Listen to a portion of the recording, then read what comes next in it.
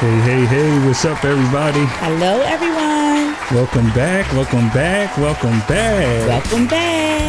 Welcome back to another exciting episode of the Way That I Love You podcast. I am your host, Will Music. And I'm your host, Sharana. And we are always happy and excited and delighted to be with our family and podcast. That's right, my love. So, if this is your first time tuning in, I just want to let all of you know that we are a hot, and I mean hot, sexy marriage podcast, and we talk about marriage, our marriage, life's ups and downs, and how we navigate through it from our perspective. That's right, baby. And we also talk about tools that we use to edify our marriage to increase the love between the two of us. We give you these tools and we ask that you use it, apply it in your marriage your own special way. Now listen, if it's not for you and you can't apply it, that's okay. Just put it in your back pocket and give it to somebody else. Oh, yeah. Hey, yes. I'm always excited, and you know how we like to give our shout outs to the people that continually support us. Oh, by the way, yes. We have reached the 10,000 download mark. We surpassed it. So great milestone to celebrate. Thank you, baby. And we want to celebrate everybody that supports and tunes in. That's right. And all across the world. All across the world. And they know who they are. Absolutely. We love them. We always we too short on this. They are. North America. South America. Africa. Asia. Europe. And Oceania, baby. We love you. We appreciate you all that tune into the Way That I Love You podcast. Like we said, you tune into the Way That I Love You podcast on all social media, YouTube, Spotify, wherever you get your podcast from.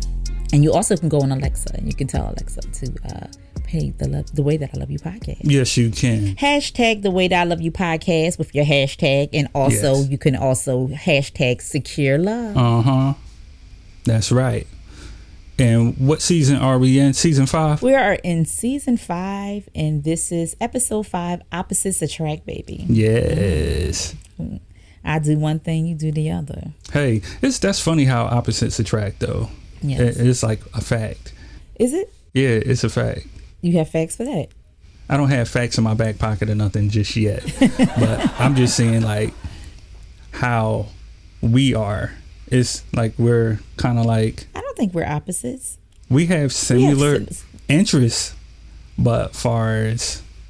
Well, I think personality is the opposite part of it. Yes, that's what it is. But we both have similar personalities. We're both outgoing. Mm-hmm. We love the same things, but in certain things, I guess, opposites can attract. Yes. Yeah. You know, I don't want you to be the same person I am. No, definitely not. No. It wouldn't be fun. It wouldn't be fun. So listen, we did a show called Opposites Attract about a year ago. Yes. Last year. And we did it with our friends. Yes. Pastor Paul and Tara Patrick. Yes. And it was Opposite Attract. They told their story on how they met, and it is a very, very, very great story. There were some trials and tribulations that came along with, them being together. Yes. And but we want to encourage all of you out there that, in the midst of hard times in your relationship and things that you go through, yes, that God can bring you out of everything. Amen. And that you would be united with your spouse that He set aside for you. So as they tell their story, we hope that you all love this story and that you can take some encouragement for your relationship in your life. Remix. We just thank God for you two, and we're just blessed to have you in our life. We, from the bottom of our heart, we feel the same way, y'all. True friendship. Always been there. Always been there, and we can't do life. I tell people all the time, you can't do life alone. That's right. Amen. You have to engage yourself with other people. You have to learn from other people. You have to pour pour into other people, you have to let other people pour into you. Mm-hmm. Right. And so we have been so blessed that know and have y'all pour into us over the years. Even if we're apart, know that you are still continuing to pour into us because we watch y'all. Yes. We're watching. Amen. Amen. We watching, and we learning, and we just love y'all for it. Yes. So why don't y'all give us a little bit of background before we jump into this opposites attract? Just speak a little bit about yourselves. Well, tell your background. Well, I'm just a little church girl. No, I'm just kidding. She ain't kidding. Well, I grew up in church. I got saved at the age of 11. Before that, my parents, we weren't always in church, but I grew up in church from the age of 11, and I've been saved ever since then. Not to say I've been perfect all my life and did everything right, but that's where I come from. I grew up in church, and I grew up in projects.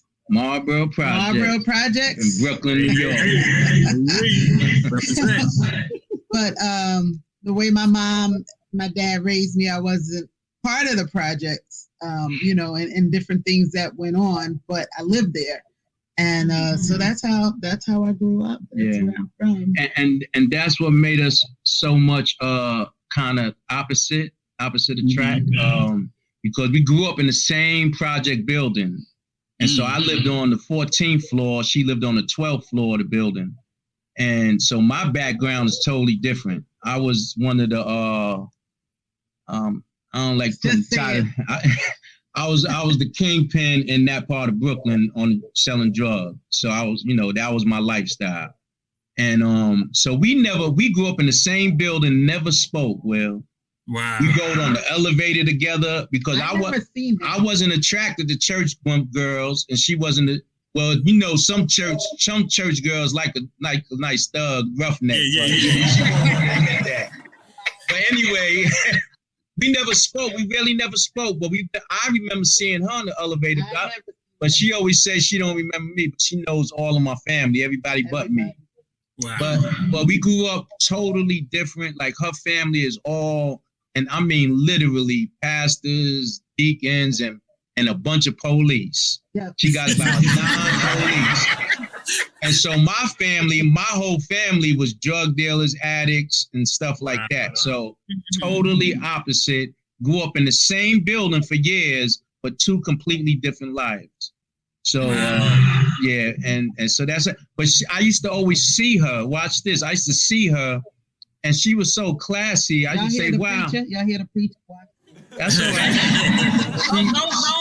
But she was classy, and I just, because I was in the street, so I used to dress, but she was different. I knew something was different about her, but I used to be out there so much hustling day and night that I used to always see her and her mother like going to church every Sunday. So, and we'll get into that later, how when God spoke to me and told me she was going to be my wife, because I didn't know no church people. Those are the only 2 people in the building that I remember going to church. God shielded me from knowing him, because it might not have ever been a get together because of his history. So that was a blessing. Yeah, I believe he protected her from knowing who I was. But she was real clean. You recognized her. Yeah, because we rode on the elevator a few times, and she was real classy. She was single, she was young, so she used to dress, and I was attracted to that part, but I didn't like square women. If y'all know what I mean. Yeah. Or church girls, put it like that. Church girls. He was watching. So, how did you both like? Well, am I going ahead of myself? No, you're right on point. I put my glasses on. I told you I put my glasses on, and I don't know what's going on with these things. Yeah, that's all right. When I still not seeing right. Hey. So here we go. That's why you got me, baby. So the next question would be, how did you meet? So you were riding the elevator together. You seen her. You knew that she was. Well, you didn't know she was yours yet. You didn't even. God haven't spoken. No, to you. I ain't even. Yeah, it was nothing like that. So we met years later. Way down the line. About I'll say maybe 10 years later. Or more than that, because she's a lot younger than me, so I couldn't even talk to her at that time anyway. You know, when she was a teenager, I was, you know, already. I got her about 10 years, 11 years, or something like that. So anyway, how we met was I was, you know, facing a lot of time in prison. This was my last, you know, go around in the streets. I was facing 25 to life, and you know, God had delivered me out of that time, and I got saved. And so, and that's a whole nother story in itself. But instead of going to prison, I went to a program called Teen Challenge, and I got saved, gave my life to the Lord, and they lost all the evidence on me. You know, they couldn't even convict me of the crime. And I mean, they had mark money videotapes.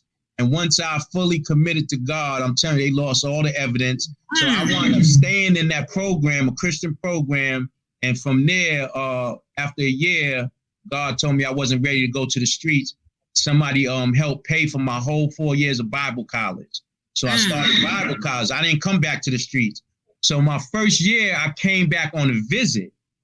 So as I came to the projects on a visit and transitioned from the program to Bible college, I ran into an old friend of mine, which was a police officer. And we just happened to be in the projects in back of the building, and here comes her. They used to call her Mookie in the street, y'all. Mookie, my little Mookie. So Mookie's coming through the building. She getting out of the car, and the police officer called her over and said, "Tara, come here, Mookie." He said, "Look who's saved now." He said, "Our prayers wasn't in vain." And so I said, "Wow!" It blew my mind, because I said they was praying for me, so they was praying for all of the hustlers in the neighborhood. Really. But I never knew that. And so that really kind of touched the sore spot. Like, wow, she was praying for me. And so then she told me, and I hope you remember, she said, "Now I can give you a hug now, brother." And I said to myself, I ain't never asked you for a hug in the first place. Sarah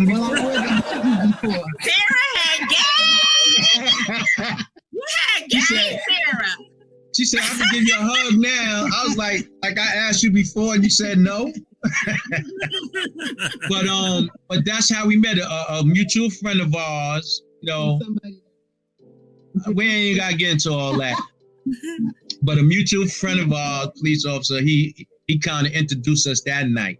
And so after that, I let her tell her part. After that, now a year passed, and our local church, who've been helping me out since I've been away, was licensing me as a minister. So they wanted me to come back. Now, this is a local church who everybody in the church said I was going to die in the street or end up in jail for the rest of my life. I mean, the whole church. So I ran into her, and she said, whenever you, she said, "I didn't know you was preaching. Whenever you preach, you know, let me know." This is the second time, a year later. She said, "Let me know, and me and my friends will come and support you." I said, "All right," but I never got her number. I gave her my number, and she never called me and none of that stuff. So now here it is, another year. This is going into like almost the third year, and I was going to preach somewhere, and I called her. Never got an answer from her mother. I was calling her mother so much that her mother's the nicest person in the world. She said, "You know what? I done gave the girl the message. If she gonna call you, she'll call you back." So, you know, I still had a little street in me. I'm like, you know what? I ain't calling back. But she wound up calling, and, you know, I told her I was coming to Brooklyn to minister, and she came. And when she came with a friend. And after I finished preaching, I wanted to talk to her, because we was kind of like on a tour going around different ministries, South Carolina, all over. And she left. I said, "Man, she must have didn't like my preaching." But after that, and I'm gonna make it real short. After that, I got back, and it's like God was waking me up every night for 3 days straight, saying that she was gonna be my wife.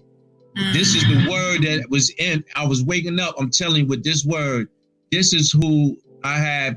This is who I have been preparing you for this woman right here. And this is the woman that I raised up to run alongside of you when I released you in the ministry. And I was like, wow. And the funny thing is that when I was in the program, before I went to Bible college, I used to ask God, like, what kind of women can I date? Because, you know, the women, can I be real tonight? The women that I was dating was like, you know, they was do what I do. They was thieves and hustlers and all that kind of stuff. And so I was like, well, I can't date the same type of women. And the only face that popped into my head was hers, because she was the only Christian that I knew that I seen going to church. And God showed me her face. And that was 2 years before we actually even met. Wow. 2 years before we met. And so then after that, we finally talked over the phone, and he was like, God said that you were going to be my wife. He said what? Say it again. He said that God told me that you're going to be my wife. That was our first conversation. And I said, that was date one. That was the first conversation on the phone. I was in Pennsylvania in Bible college. She was in Brooklyn. Yep. And I said, well, he didn't tell me that. So I said, I'm gonna have to go pray about that. I don't know about that. And what's so funny is maybe 2 weeks before we even came across each other, I had a dream that and in the dream, God showed me that either my husband was going to be Caucasian. Hey, watch that. Or really light skinned. Her mother had to tell her. Her mother had to remind her. When she told her mother what I said, her mother said, didn't you wake me up overnight? That was the same 3 nights that God was giving me that word, waking me up. He gave her the dream. So when I called her, I didn't even know if I should share that with her, because I didn't know. I knew she went to church, but I didn't know how spiritual she was. So it took me about 3 days to even call her, because I said, she's going to think I'm crazy. Talking about God told me you're going to be my wife. I did. I thought it. And so, you know, I spoke to some of my leaders, the president of the school, the dean, and my pastor. They said, listen, if God told you to tell that girl that, call her and tell her. And I finally got the courage up to tell her, and she going to tell me, well, God ain't say nothing to me. But you didn't remember your dream, though, Sarah. And finally, I called him back, and I said, well, her mother reminded my mom her. reminded me of this dream I had. And it's you. And you know what I said? Well, I told you. That's what I said. So that's a beautiful story. That's what's up. Yeah, and then from there, it was just a long distance. You know, we just was on the phone for the rest of that year until, I would get my breaks, and I finally got engaged to her. And that's, a whole nother story. We had a year engagement. Mm-hmm. So. Oh, that's what's up. So we had a year engagement too. Yeah, we had a year engagement. Yeah. Some people might say it's really fast, but when you know. When God tells you, it ain't fast. I wish that year was up. If I was home, it probably would have been sooner. But I was still in school. I was living on campus. That's what's up. Now, in the beginning of the meet or the relationship, were you both expecting to get the same thing from one another? I believe so. Well, I'll let her answer that. I believe so. Well, because there wasn't a lot of courting in our beginning. Our first real conversation started out halfway through. God told me you're gonna be my wife. And it is what it is. So that's it. So the expectation, once it was confirmed, which was 3 days later, we knew from that day forward where we were going and what we expected. So, but in a lot of other relationships don't happen that way. Can I say this on her part? Which I love about my baby. I was skeptical of, I was just so happy, even though I was in Bible college, I was just happy that, because I ain't add the fact that I was strung out on drugs for 20 years. And I did 18 years in prison. And so I was and I sold drugs for 20 years of my life. And so I was so skeptical of what I was going to do once I leave Bible college. Like, I've never been into the church life, none of that stuff, never been to church. Now here I'm leaving as a minister, but I'm like, what am I going to do now? And she will encourage me so much. And she used to tell me, she said, God is not going to let the devil outdo him. He said, because I made a lot of money in the street. Well, I was a kingpin. I was one of the major drug dealers where I was at in Brooklyn. And so, but I gave it all up, gave everything up, and just depended on God. She used to always encourage me. I was like, what am I going to do? And her family used to tell her, how he going to support you? What, he going to be a preacher? He ain't going to. Her friends used to be against me. Church people told her, what are you going to do? How are you going to support you? Preachers don't make a lot of money and all this. And so she used to tell me, she said, when your first job, when you come home, like, she's prophetic. So she used to say, you're going to have a $60,000 a year job. I used to say, this girl, she out of her mind. But she told me that. And so she was so encouraging. And on my break, so I was on a 2-week break when we got married. And so when I came home, the week that I came home, I landed a job. Guess what I was making? And they was paying me. It was $63,000 a year. Wow. And so they gave me the job for them 2 weeks. When I showed them my first check before we got married, because I only worked them 2 weeks, then I went back to school and they told me when I come home, they'll hire me permanently. So, in New York, they pay money. I was only a laborer with plumbers. And so my first check, I showed her. I said, look what they gave me. Worked 3 days, man. That check was I couldn't believe it. She was like, I tell you God was going to do it. I said, all right. And so from there on in, but she was so supportive, man. She even gave me her car because I had a little putt-putt when I was in Bible college. So when we got married, I had to go back to school for 4 months after our honeymoon. After we came back from our honeymoon, I had to go back to school for 4 months. I had a little Saturn that somebody gave me. I gave my testimony at a little church, and they gave me a little car to drive around with. And so she had a brand new Galant back then. This is in year 2000 like 2004. And so she had a brand new Galant. She said, you know what? Take my car back to school. Man, I felt like the biggest one on campus, man. Came back with a brand new car. She was so supportive, man, of everything. Everything that I've done, she was right there. Terry, you are a queen. She believed in me, Will. Your expectation could be different for different relationships because some couples, they date first before they know where they're going.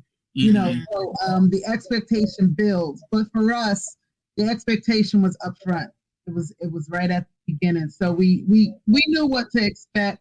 And then through marriage counseling and different things, we laid out a plan.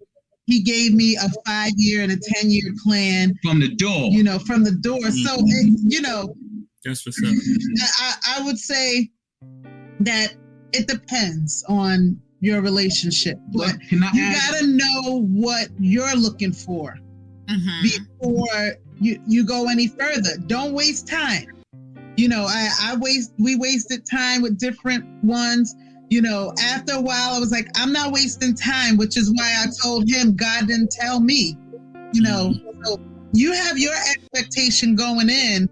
Don't set it too high where it's impossible. Right.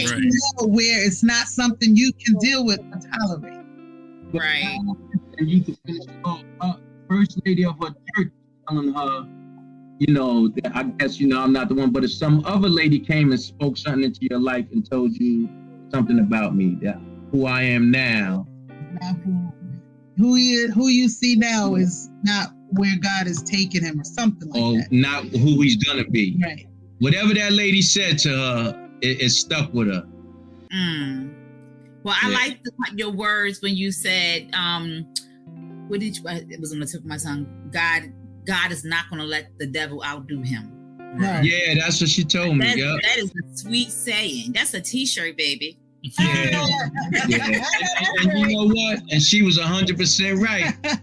you know, and I don't want to put materialistic things on it, but you know, the things I accumulated in the world financially can't even touch what God is doing. That, and I'm not saying I'm no millionaire or nothing, but my worst days as a Christian is greater than my best days when I was saved.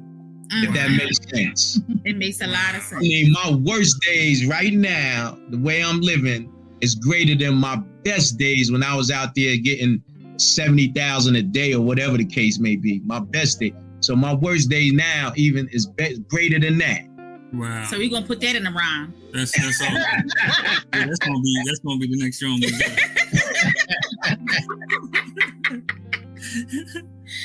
So we're gonna move on to the next question. I don't know, is do our listeners have any comments out there that they want to add before we move on to the next question? If you want to start giving some comments, the floor is open to you. If not, we're going to move on to the next question, but we will be taking up the comments. And we had a little bit technical difficulty. I don't know what happened, but it had kind of dropped, but some people were able to get back on. So we just, as the Lord's will, we just going to keep it going. And, you know, I'm sure people are going to find their way. And that's the power that's coming through the podcast right now. You know what I'm saying? It's on both sides of this thing right now. And come on, y'all. If y'all got something to ask, come on, drop it on us now. Drop it on us. Right? Come on, we here, y'all. So how did you blend your personality? You come from two different backgrounds. You got two different things going on. Knowing that how God has moved on your end and how God's moving in your life, but it's still two different people coming from two different backgrounds. Yeah. They're blending together. How did you blend that together so y'all could become one? Now, you know, want me to go first? You start. I believe because first of all, we both had a lot in common. So you know, what we had in common, even though I was what I was in the street, I did have a good heart. You know, we had a lot of things in common. I loved to dress. She loved to dress. You know, we both had integrity. Even though I was in the street, I did some stuff. You know, I had a good heart. I took care of a lot of people. I did what I did. But, you know, if you would ask any of the older women in the neighborhood, they were saying, no, not Paul. He's a good kid. You know, so yeah, they would say that about me. They had no idea what I really was doing, you know, so, you know, I was respectable and all that. So we had a lot of things like that in common, just certain lifestyle wasn't the same.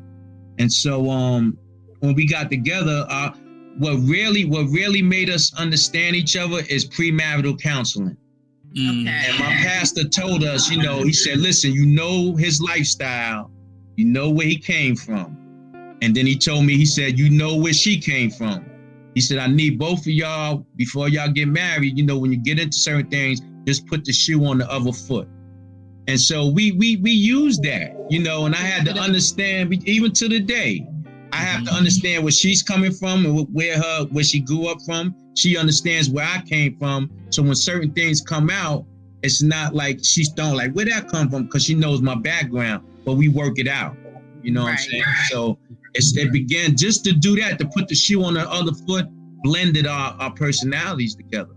He has the strong, loud personality. He's used to giving commands because he was the kingpin. You know what I mean? So, and then I'm more reserved, a little bit more sensitive.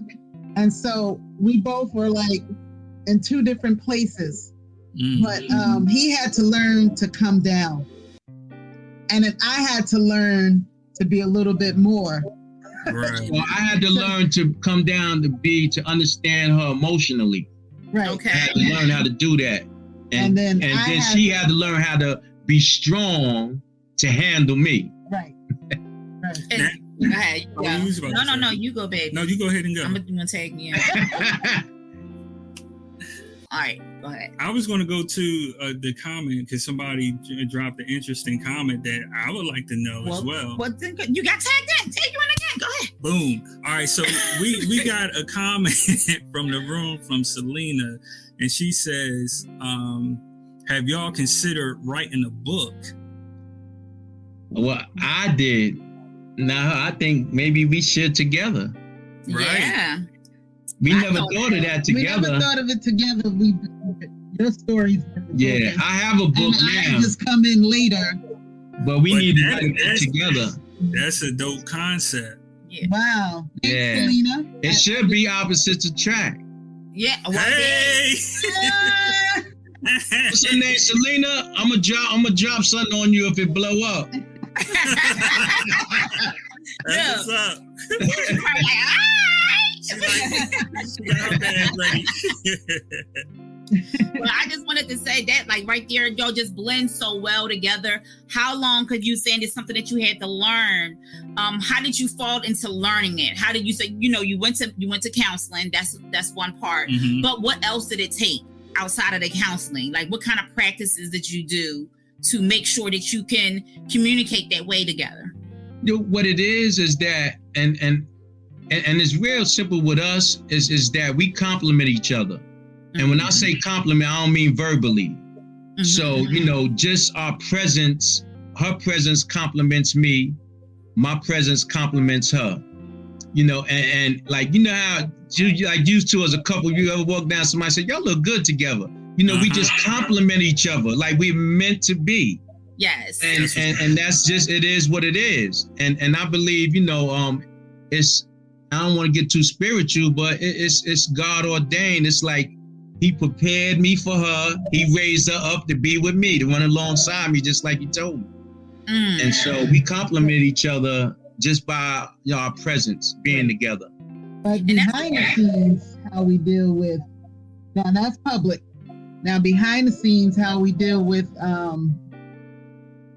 blending, and let's just say heated fellowship is what we call it. We were heated fellowship. That's a good word. Heated fellowship. All right. Word. Yes. That's crazy. Yeah. I love that word. Yes. I love that word. We were looking for a word. We were talking yesterday, and when we tell people we don't have arguments, and we were talking to our soon-to-be coach in certain areas of our life, and she was like, well, wouldn't you say you don't have arguments and we can't relate to that? I'm like, well, we don't have arguments, but we do have heated fellowship. Heated fellowship. Yes. We do have heated fellowship. We might get like, all right, well, whatever. Yep. Whatever. All right, that's, it's not blow up, but it's heated fellowship. I love that. That's what's up. I love that. Yeah. Sorry to cut you off, Tara. Tara, you got all these t-shirts. You should go in the t-shirt business too. And what happens when we have heated fellowship? Tara t-shirts. We have heated fellowship. Before we used to be upset, stay upset. He has his little ways of coming back around. I have my little ways of coming back around. But as years went on, we decided, without even verbally saying it, that heated fellowship does not ruin the next moment. Like, we could have a heated fellowship and in the next moment, did you see that on TV? And you had to break the ice. That breaks the ice. You move on. And if it needs to be addressed, it'll be addressed at a better time when it's not so heated, or at a, or not. Not everything has to have a conclusion. You know what I mean? But you just got to move on and talk about something different, or just do something different. You can't let that still life and still a moment and still the day and still whatever is happening. And then it's so hard. It's just hard to stay mad at her, boy. It's hard. We got 18 years in, Will. That's 15 years of marriage, man. That's what's up. Yes. So a quick story. So you saying you can't let it ruin your moment. Will and I had went to a comedy show, and we had I wasn't too happy with the front of the hotel when he was taking me. I was like, where the heck is we going? I was like, I'm from North, but I became bougie a little bit. Yeah, we was downtown. So I'm like, what the heck? And so I'm thinking to myself, I know he ain't bring me to this hotel. Like this crappy place. So I'm in the car, and when he's upset, he says my whole full name. So he's like, Sharana. He's like, Sharana, be quiet. So I'm sitting here, I'm like this. So I'm heated because he didn't call me my whole full name. I don't know where we are, but we happened to go around to the hotel. The hotel was pretty nice in the inside on the other side. So it was nice in the inside on the other side. That one side looked like, I don't know what was, it looked like a wrecking ball, okay? And then on the other side, on the back end, I was like, okay. So we were upset because I was upset because he called me Sharana and then told me to be quiet. And so I'm like, all right, we get in the hotel. I go in the bathroom. Now I talk to myself when I'm in the bathroom, so I know how to approach him. I'm like, he gonna say this, and I'm gonna say this. So I, practice our conversation sometimes. But it was our anniversary weekend, and I got out the bathroom. He's like, all right, well, let's go. We went to our show. We shut it down because that was not the time to be upset. We had a whole weekend. We didn't pay for it. We didn't pay for a hotel. We had a whole day or two planned for ourselves. So it takes wisdom to know when to present, a heated fellowship. That's right. That's right. So, I hear you. I hear you. We're going to borrow that from you, Tara. Go ahead. We family. But from a biblical viewpoint, like, what can you tell new relationships about being unequally yoked and those that are blending to become, if they're coming from opposite backgrounds, how you guys opposites attract? Well, I believe, I'll let her give her answer. I believe it's important to be equally yoked spiritually. Like we didn't meet equally. I mean, before, when we came up, we wasn't equally yoked. So, I came from one background, she came from another, but I believe God waited until we was equally yoked spiritually so we could be prepared to come together. Because if we can't try to come together before we was equally yoked spiritually, it would have never worked. Regardless to what the flesh says, I don't care how well she dressed or how good she looked or what she felt about me, it would never work if we wasn't spiritually equally yoked. What you feel about that? And I don't think opposite attract and unequally yoked are the same thing. Unequally yoked is you just don't match. Like if you're Christians, if you're a Christian and they're not, that's going to be a tough situation because of beliefs. So that's being unequally yoked. Opposites attract. Like you can be a nerd per se, and the other person could be the popular one in the school. That's opposite, But for me, at some point, you gotta. That's coming from a biblical perspective. At some point, the Bible says a man will leave his mother and father, cleave to his wife, and they two shall become one. So at some point, y'all gotta become one. You can't be unequal. You can't still be a street thug gangster and she a church girl. At some point, y'all gotta become one. And At it's some best point, to be on the and Christian side. It's best to be. Not drawing person to be up.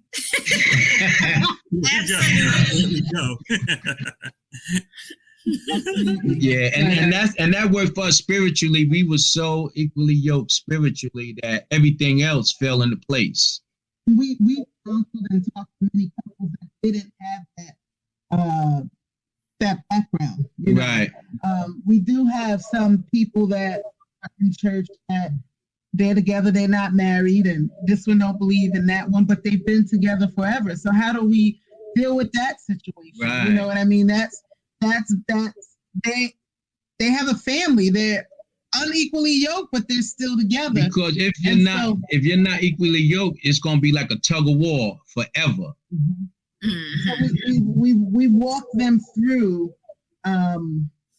how to then become equally yoked, even though one is not a believer.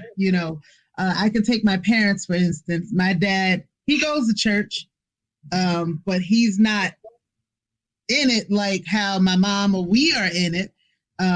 But my mom doesn't discard my dad because of what he doesn't, go to church like we do. But she's found a way to cover him and make sure that he starts to become something in God. It's a process, but everybody's situation, because they was married before they got saved. Right. That's why. And so many that's the difference. scenarios, That's the difference. That we deal with, but we certainly counsel people to the point of you need to make a decision. You need to make it if you're gonna live for God and live for Christ, and if you're coming in and you're in a relationship, well, we need to figure out where we're going with this. Mm-hmm. And because if you don't, I believe somebody's gonna give up their beliefs or what they want, and later on down the line they're gonna regret that. Somebody's gonna be regretting it, and you're gonna hold on to that thing, So, but if you come together on the same page, which is equally yoked, Mm-hmm. I believe biblically, the two become one, which is, become Christian. I'm promoting the Christian thing, y'all. That's right. Because I was Muslim for 20 years, and I don't got nothing against Muslims, but I was Muslim for 20 years. Mm-hmm. And the thing is, I never had a relationship with God while I was Muslim. I did everything. I prayed 5 times a day, all that. And this is nothing against Muslims, because I studied the Quran just like I studied the Bible, but I didn't have a relationship. It was just formality. Mm-hmm. I was doing it in formality. I like the militant style of Muslims and different things like that. But it wasn't until I got saved that I really gained a relation. I understood what the relationship with God was all about. And so when I got that, and the spirituality part came in, she already had it. That's what allowed us to be equally yoked. Right. What we do with different couples that come in with different situations, we create an atmosphere for couples where their spouse, who may not be saved or whatever their relationship situation is, will feel comfortable coming around hanging with us. Mm-hmm. And we just bring them in and show them that this Christian side, you can have fun. You can have fun and be Christian too. Like in 2 weeks, we're having a couples luau. And look, we the pastors of the church, and we hang out. We hanging out with them. So right. We have different marriages, different relationships, different people. We want them all to come together. We're going to have a good time, and we want to show them this side of life. Right. And praying that through that they're drawn, Right. And that's what we have to do as Christians. We have to allow people to know that we're individuals, we're people. And love is what I give. Mm-hmm. That's right. I give godly love.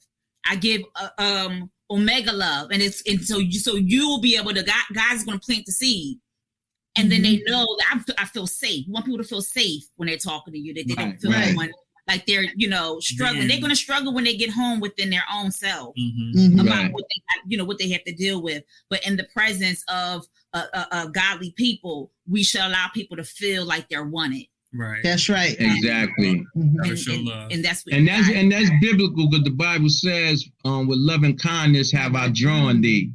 And so you draw people with love, and you draw them with kindness. Nobody wants to come into something where, you say I could be hateful and mean in the street. Where I'm at. I ain't want to come over to that side and experience all that, same thing. But and then you just got to show your realness, that we're not perfect, and that that we all fall short of the glory of God. So we all striving for perfection. And when people understand that, then they can understand that I can do this. Some people make Christianity seem so hard, but it's a daily work. You work at it. It's a lifestyle. You just do it's life. a lifestyle. That's right. It's a lifestyle. Do life. Before we go, because this is a love podcast, can you share one of your loving moments together? Yes. Just a good loving moment. Why did you get married? Why did we get married? That's the loving moment. Why did we get married? Why did you get married? What was your loving moment to say, why did I get married? What was the loving moment? Why did I get married? I mean, there's so many of them, but I don't know, what can I say? I mean, I think when our first date, I know with her is the outfit I had on.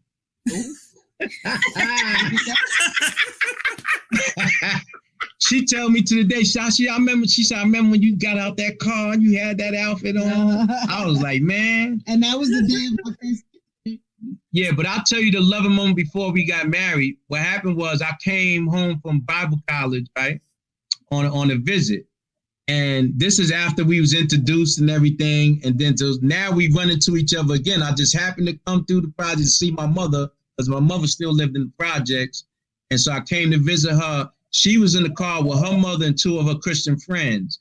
Now, I was in the car with three of my friends who were saved, but we all was dressed like I'm dressed now.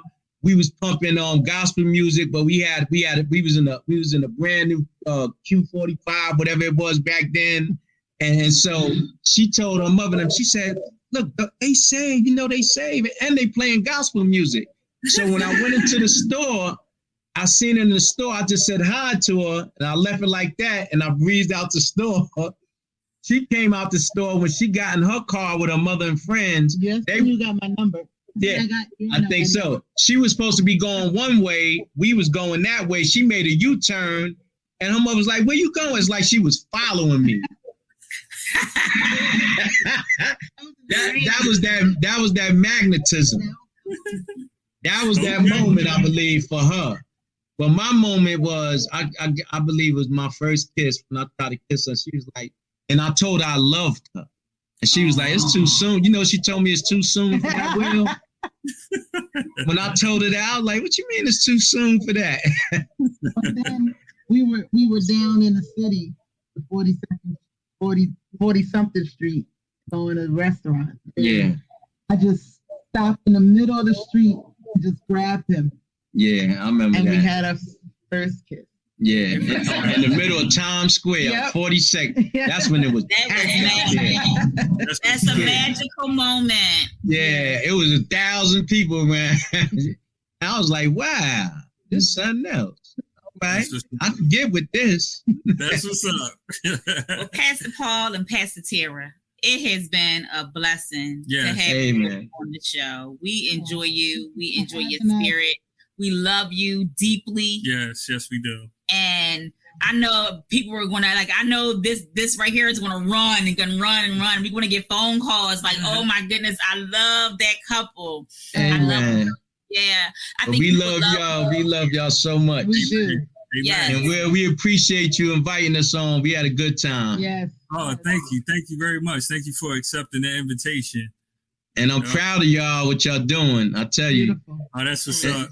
And Sharona, you in your zone. This your zone right here. Well, I thank God for it. I've been asking God, Lord, give me something. Right. Yeah. Yeah, we both was praying. We got Selena. She said she loved it. She giving you claps and she really enjoyed it. Thank you, Selena. Can't wait to meet you. You have so much to offer, so much to give, and we love your ministry. If you want to get in contact with Pastor Paul and Pastor Tara, you can go to Second Baptist Church in Bethlehem, PA. Mm-hmm. The email, the website for the church is at the bottom. That's the email. That's the email. Yes. CCLM at cclmministries.com. Second Baptist Church of Bethlehem, PA. You look on that. That's our Facebook page. You'll see all our services and everything else. Everything what we're doing, everything's on that page. And they are real, you all. They are real. You're not going to get any kind of shakiness and fakeness. No. The candid version of it. Yes. Yeah. So, thank you all for coming out, and thank you all for coming and participating in the Way That I Love You podcast. That's all right. So once again, tune into the Way That I Love You podcast. And don't forget to like, subscribe.